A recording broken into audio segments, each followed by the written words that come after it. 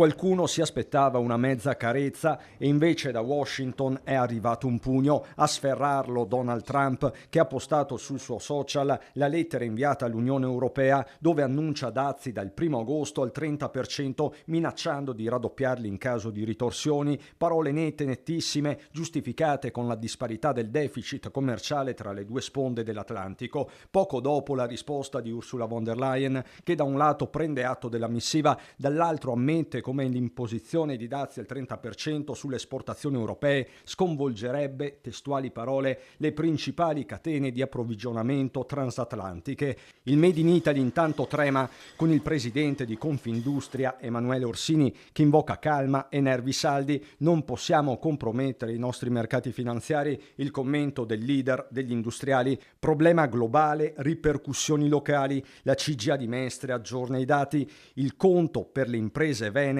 è salatissimo.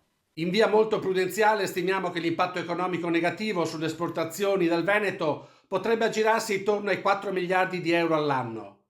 Una vera e propria stangata che colpirebbe il cuore delle nostre produzioni manifatturiere e dell'agroalimentare, come il settore della componentistica dell'auto, le imbarcazioni, i macchinari, i vini, l'abbigliamento, l'occhialeria, i gioielli e i mobili.